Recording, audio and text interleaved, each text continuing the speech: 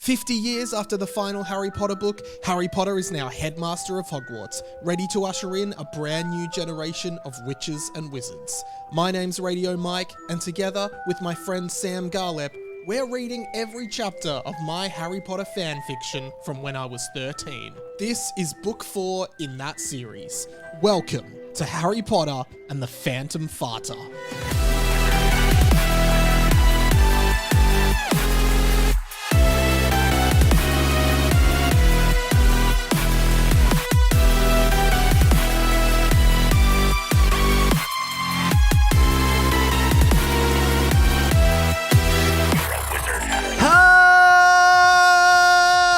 Hello, amores, everyone. Welcome to Harry Potter and the Boys, a fan fiction podcast by me, Radio Mike. Sam Garlep is taking a sip out of a tea with some ASMR. Welcome to the episode. Yeah, that was a tea. Definitely not a big old bong that me and Mike are doing. Oh my God. We gotcha. Ripping bongs. It's 10:44 on a Monday morning. That's right. We're recording on a special Monday morning. Which the episode is coming out tomorrow. Wow. So think about this. If you're listening to this right now and it's Tuesday, we were recording this yesterday. Wow. This is like as live. This is as live as the pod has Basically. ever been, other than the live shows we've done. Yeah. But this is pretty live. This is basically, hopefully you're listening to this at 10:44 a.m. Yeah. Wow. Then you'll be as 24 hours past live. Yeah, or daylight saving. We did have daylight savings here. True. Daylight. How'd that affect you? Oh, it's great. We got an extra hour. Yeah, I know. We got a message from our mutual friend Jack being like, hey, just remember because we're meeting him in the morning, just remember it's daylight savings. Yeah. And I thought, oh, God, It's the one where you have I'm to get losing an hour. Yeah. But no, it's the good daylight saving swap. Oh, what a dream. And you know what? And I said this to Claire the other night because, we're past summer here in Australia now. Said this to Claire. I'm glad summer's over. Wow. I'm over it. I'm looking forward to winter. Wow. You know what? I'm sick of the heat. I'm over it. It's good for like 2 weeks and then you get sick of it. I'm ready for cold weather, jackets, scarves, beanies. Like, I love that stuff. You didn't go hard enough on your brat summer. No. Well, you were just a brat. You're just acting I'm like a brat always. You're having a brat winter. Brat, yeah, I'll have a brat winter. I don't care. I'll be brat whenever I want. But yeah, going into the darker months of the year and daylight savings obviously over. So it gets lighter earlier and darker earlier.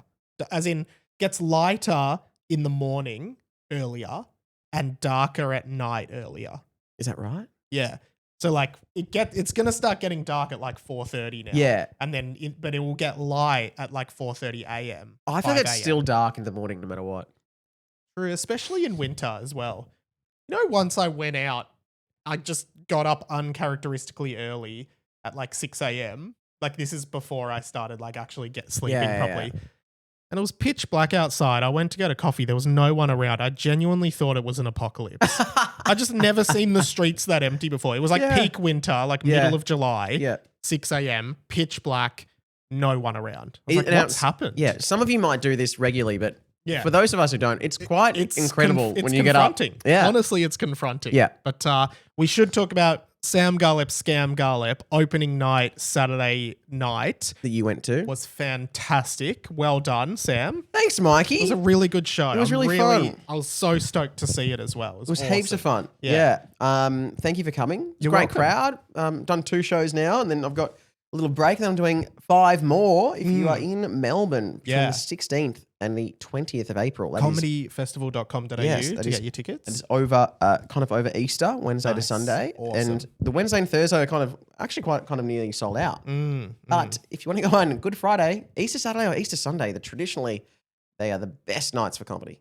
So, do you think Comedy Festival is suffering a bit this year because of cost of living? Is that a possibility?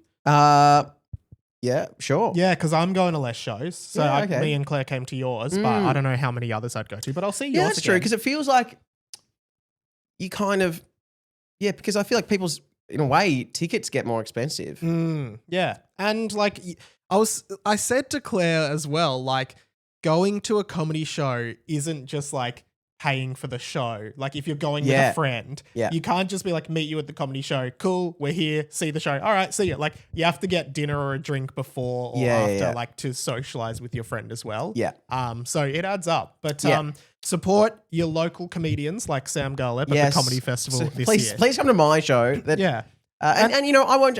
You can just, you know, hey, catch the tram in, fare of aid. Fair of aid. Have a water at the venue. Get a Slurpee from 7-Eleven. They're like $2. There you go. And don't pay for that either. Don't pay for it. Yeah, you could. It's self-service, so just walk on out. You know, they're not going to stop you. Yeah, just walk on out. Yeah. And then you come to the show, barrel of laughs. Don't get a drink afterwards. You could probably skip the line at the show, to be honest, and not have a ticket. I reckon you could easily. I'm just saying, I was there. I know you don't benefit from this, but if you want free comedy, I reckon you could easily get into pretty much any show just by like charging through the door. You could probably get into mine. There are some you can't, I reckon. I reckon you could get into any. I'm going to make that a challenge this festival. Okay. Well, you can try it at mine. Your show was so funny though. Like Thanks, it was a great crowd. I don't know. I just loved it. I absolutely loved it. Yeah, I'm actually really happy with it. I think that made like a couple tweaks from Adelaide, and you gave me a bit of help as well. Yeah, and it went bloody good. Some good Harry Potter content as well. And if you can't make it to Sam's show, patreon.com/Harry Potter and the Boys is a good way to help out. I bet some crazy stuff has been happening. I mean, the show before me is there's a guy called Barry Potter. I was like, oh, sounds familiar, mate. I'm like, oh, how's your show? Oh, I'm a Harry Potter fan. He's like, oh, really? And he's an American. Yeah, I guy? thought he was British, but he's not. I couldn't place his accent at the start. Yeah, and then he's like, I was like, oh yeah, me and my mate have a podcast. And then he obviously wasn't really listening to me at the start because I said, you know, he wrote a series of fan fictions when he was 13 and we kind of read a chapter every week. He's like, oh, you do a podcast with a 13-year-old? Is he like your nephew? I was like, no, sorry. He's grown up. He previously wrote them and now we're reading them. He's like, oh, okay. So he sounded not interested. I'm like, yeah, anyway. He's like, is this an ongoing podcast? I was like, no, now? Like I'm not recording now. But yeah, we do, I guess, yeah. He's like, oh, are you looking for a guest? Oh. And I was like, kind of. Well, maybe. Actually had another person this week say they would rather have no episode than a non-Sammy episode, which shows how cemented you have become into the identity of the show. But do we want Barry Potter? Barry Potter, kind of a child's... No. His show, I went to Exit Flyers show, but like, you know, as in like give flyers to them as they walk out of his show. And his show was early in the afternoon, really. So is it a kid's show? Well, then everyone was walking out, they're all children. I was like, oh, okay, I won't give these people flyers. Right. And then he said to me, he's like, actually, my show is kind of aimed at millennials, but all these children have turned up. Oh. He's like, so I had to adjust. That's interesting. I wonder what he's written as the show. Like why Well, maybe we could see the show. You could probably sneak through. It looked like there was lots of puppets involved and lots of props and stuff. Yeah, okay. So, well, I mean, Harry Potter and puppets sounds pretty childish, to be honest. But good on Barry Potter. I was the hit of the night, apparently. Yes. I got a text from Mel saying that Mel, everyone in her family is obsessed with me. Yeah. Whatever. They kind of are. I think because maybe you were saying hi to the family and like she was borderline kind of going to introduce you, but like she's like everyone in her family knows who Radio Mike is. Oh, so wow. They all know you. They all love you. And then you met my kind of future brother-in-law's mother who'd just come off the plane from Ireland. It's her first experience in Melbourne, basically, and she's become best friends with you. I don't know how this happened because all I was doing was just talking to what's her name? Maria. I was just talking to her, and then I get a message from you being like, "Maria loves you." Yeah, I'm like, I was just talking to her like a human. Afterwards, she said to Mel, and she said to me, "Oh, who was that lovely Italian boy?" Which is because I told her my family's Italian. Which is and so well, Mike, you're a friendly guy. Yeah, I mean, thanks, man. So if you sit next to Mike at a comedy show, you're guaranteed you're gonna have a good conversation. Time. That's it. Yeah. I'll ask you a few questions. I'll show some interest. Yeah, I was kind of like, so what did you think of the show? She's like, well, the boy next to me was just amazing. The Italian boy next to me was handsome and funny. Yeah, bellissimo. I spoke to Adam Garlep, yes, your dad, and my father, your mother. Yes. Whose name is? Gabrielle. Gabby Garlep. Gabe or Gabe. What's her? She's not Garlep though. Yeah, she is. Oh, she's still Garlep. Okay. Yeah. So she told me a story that I thought was funny that I wanted to bring on the show. So Gabe said that you were obviously a huge Harry Potter fan at school, loved it, and when Deathly Hallows, the book, came out. How does she remember this? Okay, you were in year 9, yes. I believe. Yeah. And she told me that you were reading that book every day, which is great. We love reading. We're big reading boys. And you were reading it in class. Yeah. And the teacher confiscated it from you. And you came home in tears, which is totally reasonable. But did that happen? And elaborate on that. All right, let's get the events of this whole thing. Okay, we're all Harry Potter fans here. Yeah. So, yes, in year 9, to be honest, I had only read, the first Harry Potter book I read was Prisoner of Azkaban. Yeah, okay. When I was like year 7. Right. Then, I think when Deathly Hallows was about to come out, I still hadn't read them.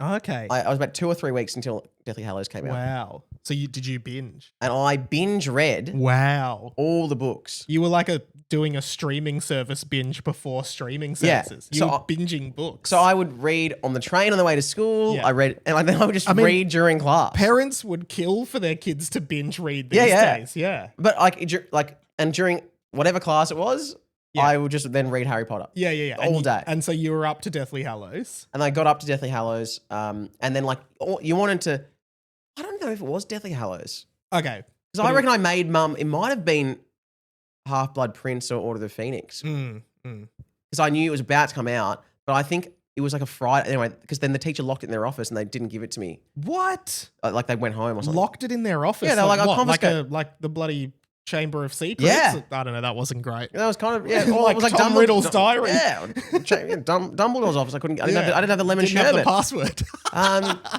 But then I went home, I was crying. Yeah, fair. I did. I cried. I was like, I need my book. Yeah. And I made my mum drive me to Charlie Lewin's house. Oh, yeah. And pick up his spare copy. Really? Of, that is so nice of Charlie to lend it to you. So you can see Charlie's show at the Comedy Festival as well. I remember when Deathly Hallows came out, like Mum... I cried, so confirmed. Yeah. No, I love that. That's a beautiful story about a child who couldn't dream anymore. Yeah. See, if only I could have written my own books. Yeah, exactly. Mum took us to Kmart to buy Deathly Hallows, the book, and it was like it was so big, like the book launch. Yeah. I thought even the book, no, giant book. The book was big as well. But like, do you remember like everyone? I remember at lunchtime at school. Everyone was in the library reading their copy of Deathly Hallows. Yeah. And you don't want spoilers. Because someone's going to someone's going to spoil it. Yeah. I remember my dad confiscated it from me, I think, because I was reading it too much or something, which like annoyed. I don't know why it got confiscated, but it did. And so again, parents for reading too much. All right, fine, Dad. I'll go on TikTok. Yeah. But then I should go graffiti a train. You'll never believe what happened. Next day at school, I went to the school library and borrowed it from the school library. And then I brought it home and I was reading it. And Dad got home. He's like, "Where'd you get that?" I was like, "I borrowed it from the library." Even like, checkmate. Checkmate. But yeah, I remember like within like a day of it coming out, people were already like talking about it and spoiling it and stuff. Because some people seem to like just jump on the trend and be like, you know, I've got the book, but now I'm just going to skip to the end and read the line. And then just lot of people did that. Yeah. Or just went on like the Wikipedia and read it. So there's a thing you've probably seen online, but someone who's like, when I first got the Deathly Hallows book, I accidentally flipped a page to the end and I just saw the line, Ginny kisses Albus. And I just thought, oh my God. What has happened? What happens in this book? It is still funny how Harry named his kid Albus. Yeah. Albus Severus. I don't know. Yeah, it is.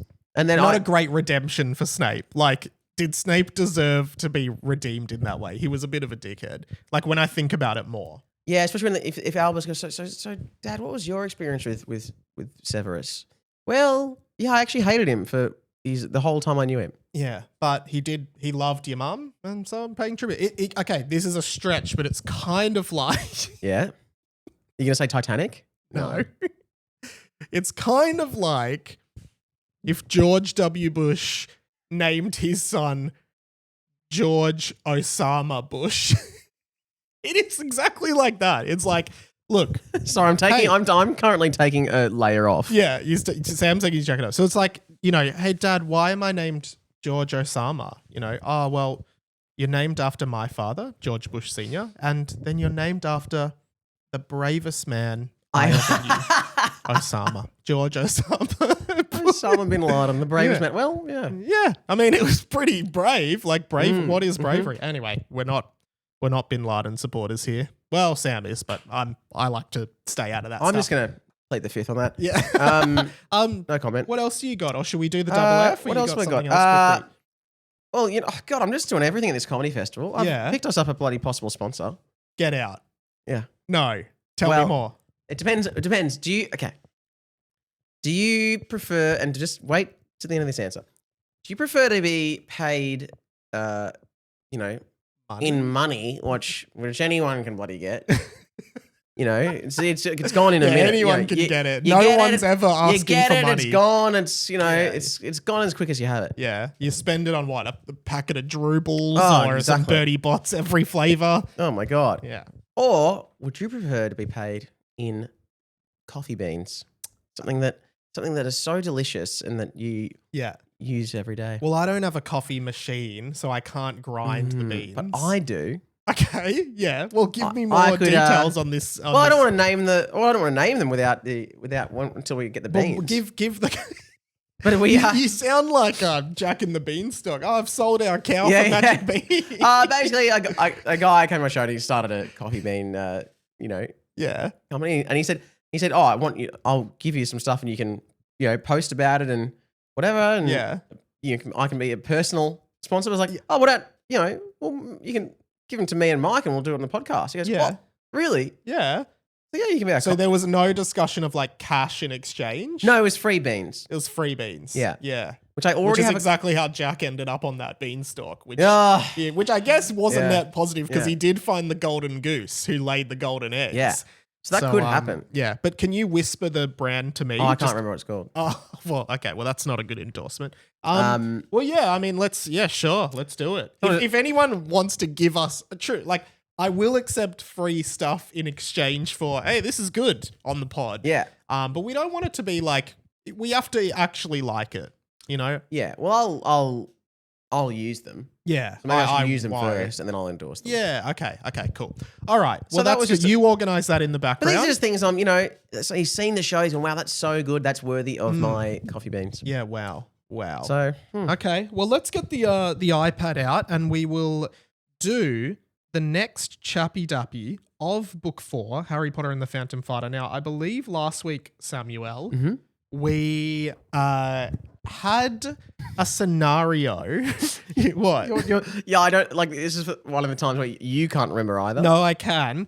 It was Derek was talking to Blade about what to do with the Golden Poo, and Blade gave him a blank piece of parchment, I believe, which is what will lead us into this chapter, Sam. And what we usually do is start by reading the title of the chapter, which this week, Sam, is... Take it away. Chapter 21, or in Inglesi, Chapter 21, the plot device that couldn't be a parody and was one book late. Ooh. Okay. Well, that is an ooh, because it's like, what's the plot device? Yeah. What can't they parody? And also last week... What was in the last book that we didn't... What I do remember in last week's episode was that Blade Lockhart had actually worked out that the reality they were living in seemed to be a parody of the original Harry Potter. That's right. So maybe that's sort of in reference to this. But let's see where this journey takes us this week, Sam. Yes. Read or be read. Okay. Okay. I want it. New saying I made up. Yeah. I want this book. I want it read or alive. Okay. All right, book. Your red meat. As in dead meat, because we're going to read you. But a red meat is also, true. Also good. Okay. Okay. I'll stop. So what? He just gave you this old manky piece of paper, Rob said. looking at the parchment that Blade had given to Derek, who was now chilling with the boys on the Humping Hillow, which was their new hangout area. Wrong. Okay. And wrong there. Use the wrong there. Oh. Oh. I feel like this is a mistake because, like, see how, like, Yeah. I feel like this is a mistake, but we'll read it as written. Yes. So, okay. The Humping Hillow, which was their new hangout area. Yeah. And something about the original Harry Potter books or something. And a guy with a turban. All kinds of useless, irrelevant shit. Dimmy said. But I think No, you haven't. Wait. Okay. Let me see that. Dimmy said, snatching the parchment out of Rob's hand. So I think what we're to imagine is that Derek, maybe he's meant to have said that? Well, yeah, it must be Derek. Because he was on there. He was the one that was there, yeah. And then Dimmy's supposed to go, let me see that. But what we've heard now is Dimmy say, yeah, it was about this. And then Dimmy say, let me see that, and snatching it from Dimmy. Yes. From himself. Yeah. Okay, that's an interesting take. All right. Snatching the parchment out of Rob's hand. You guys are so stupid. This is so obvious. He wants us all to write down the girls we've had sex with. Obviously, I'll go first. 134. Which also doesn't make sense because he said the names of the girls we've had sex with, and then he's written 134, which sounds like the number of people he's had sex with. He didn't actually say the names. He said write down all the girls. So yeah, but he's also not writing down. Yeah, that's true. There's a misunderstanding there. And that, like, a teacher hands you a blank piece of paper, like, oh, God, here we go. We better write down all the girls we've had sex with. Oh, God. Everyone knows what that means. Yep. Write them down, boys. Dimmy began scrawling the number 134 on the parchment, but it emitted some kind of blasting pulse that pushed him back. Okay, interesting. Was 134 the number of girls, or was it the name of a girl? Lockie asked. Okay, so that's because it didn't say. Yeah, it was. Because right now, look, was it the name or the number? Is there a name? 134. But is there a number that is close to a name at all? You know, like Juan. But that's more a boy's name. 2 is not a name. 3 is not a name. 4, 5, 6, 7, 8, Kate. 9. 9 Could be a name. Could be a name. 10. That'd be a boy's name. 11. I reckon is a gender neutral name. It's in Oh, true. Stranger Things. But that is a number though as well. Yeah. Yeah. It's like in Seinfeld where George says that he's is it George or it's George. He thinks 7 would be a good name for a child. Oh yeah. And then Kramer says, no, I think you should name your child Isosceles. Have you seen that? I can't remember it. Isosceles. That is a good name. Yeah. Anyway. Yeah, that's like I always think that alopecia would be a good name. Isn't that the when you lose all your hair? Yeah. Yeah. But it sounds like a name, doesn't it? Well, we were watching last night. We were at my parents' for dinner, and we were watching Australian Idol, which I don't know who is watching. Current Australian Idol, and I'm just gonna say it. One of the contestants, the finalist name, is Gisela, and I just thought Gisela was a weird name. You know, strange name, not a like Gisela. No, Gisella. But I still thought Gisela. Like, who's called Gisela? I think Giselle's a name. Is it? When you're calling your kid a name, surely you'd go, oh, we wouldn't use Gisela because Giz has been quite popularized as cum. So maybe we shouldn't call them Gisela. Yeah, that's true. You know, the same way you wouldn't call your kid Osama because, you know, there's too many connotations. Yeah. But then remember we went to the school with that kid, Smegma Johnson? No.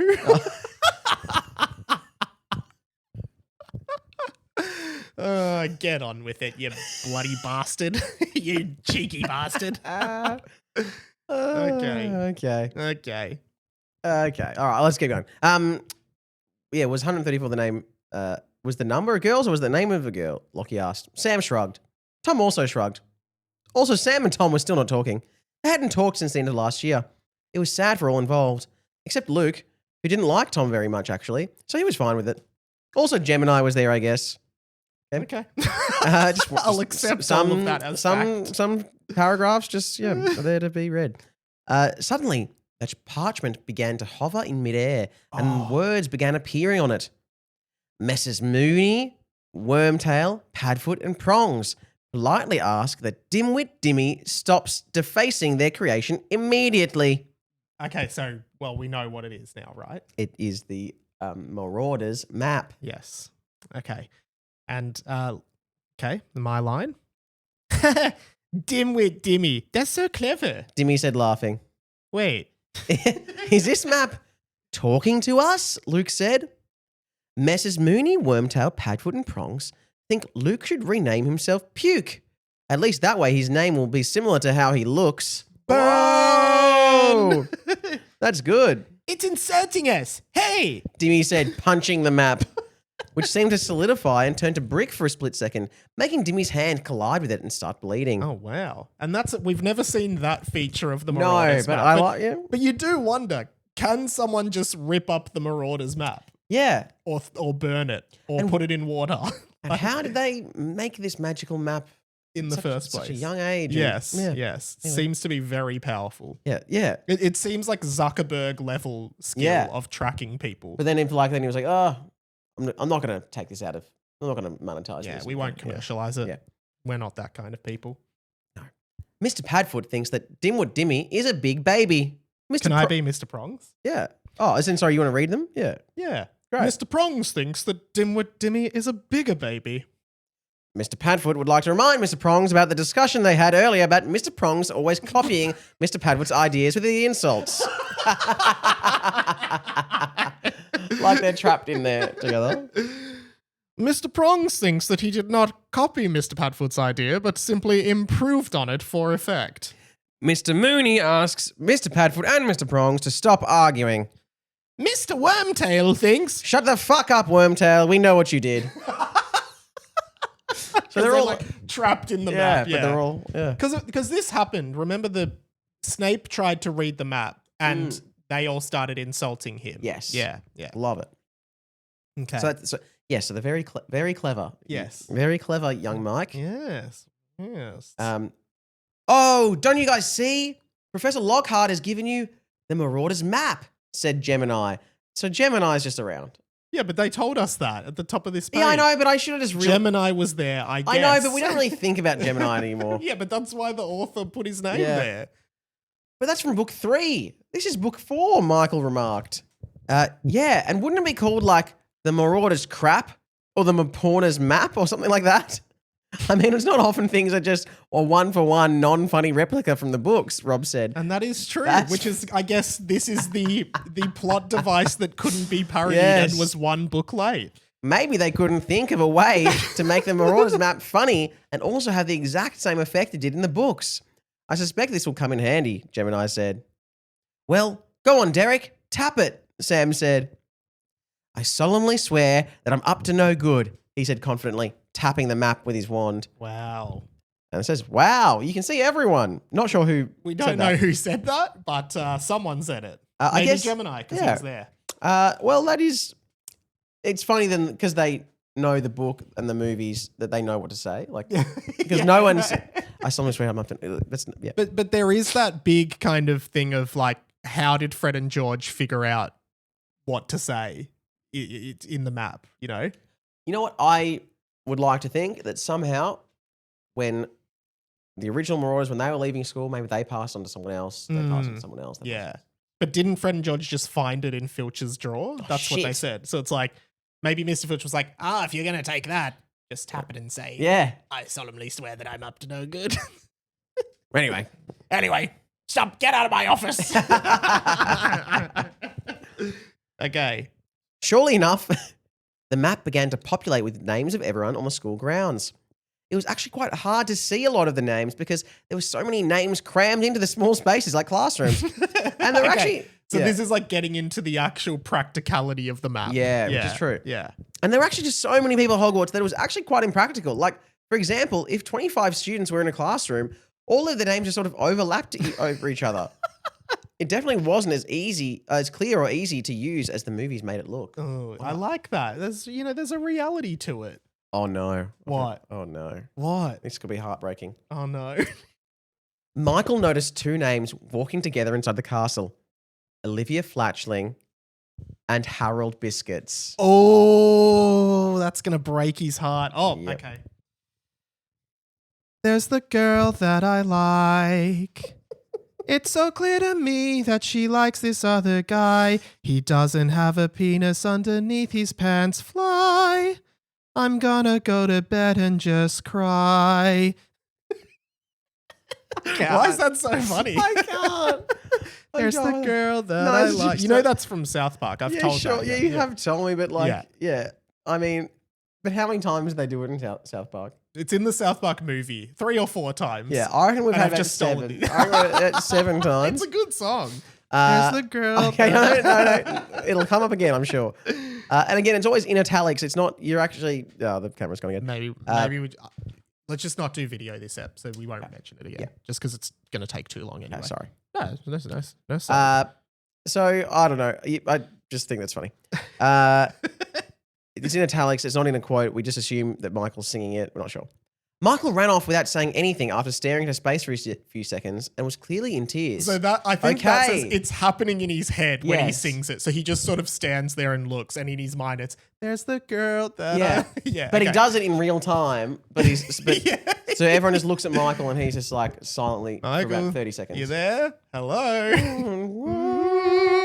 Na, na, na, na, na, na, na, na. Oh, and then he runs off. Poor guy. Anyway, Okay.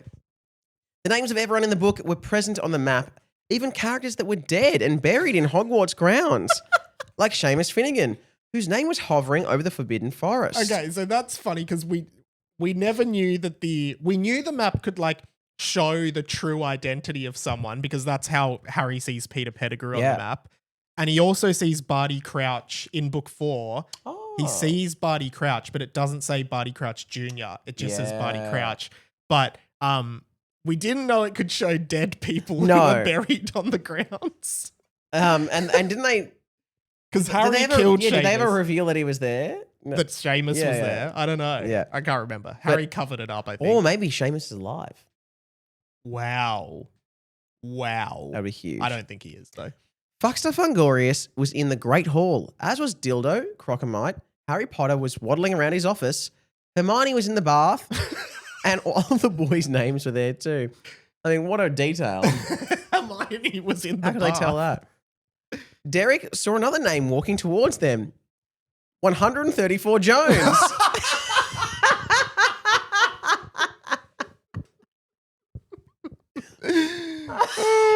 Okay, well, that answers that mystery. I wonder if they're related to Shampoo Jones. Or Gemini. Or- yeah, Shampoo Jones. Was Shampoo Jones? Yeah, there was Yeah. another. There was a Piano Jones. Piano of Jones? course, who Wait, what was hasn't appeared in this one. So it was Shampoo Jones, though, wasn't Yeah, it? yeah. Shampoo Jones was the guy who was masturbating with shampoo, or massaging his penis Yes, with shampoo, sorry, rather. Yeah. Cool. So Dimmy smiled. Oh, hey, 134. How are you? 134 smiled at Dimmy too. Oh, hey, Dim Sim. Locky mouth. The fuck? The Gemini. So it answers the question. When he started writing 134, he was writing 134 Yeah, Jones. and it was as one a woman person. he's had sex Yes. with. Yes. But to be fair, that might have been the first name of many he True. was planning to write. But this does confirm that maybe Dimmy isn't as full of shit as we think Yeah. he is. Yeah. Derek, I was just with Professor Lockhart. He told me to tell you to follow the biscuits. I don't know what he meant, but that's what he told me. 134 Jones said. Follow the biscuits? What could that mean? Derek said, confused. Maybe we'll never know, Rob said, looking. Sorry, Rob said, holding Derek's shoulder. I'm sorry, Derek. And it's obvious what it is. Yeah. Yeah. He's given him the map and they've seen Harold Biscuits. Yeah. Yeah. Okay. I think it means to follow Harold. Like his surname is Biscuits. It's the only thing that could possibly make any logical sense, Lockie said. Oh, yeah, said Derek. Taking one last look at the map, Derek noticed that Harry had now headed out of his office and towards Neville, who was in the toilets. Buxter Fungorius had left the Great Hall and was now on the other side of the school toward Hagrid's hut with the name Winston Charger next to him. Oh. Wow. Okay. Harold, on the other hand, seemed to be making his way to the prefect's bathroom with Olivia Flatchling right next to him. Sex alert, possibly? Nah, but possibly.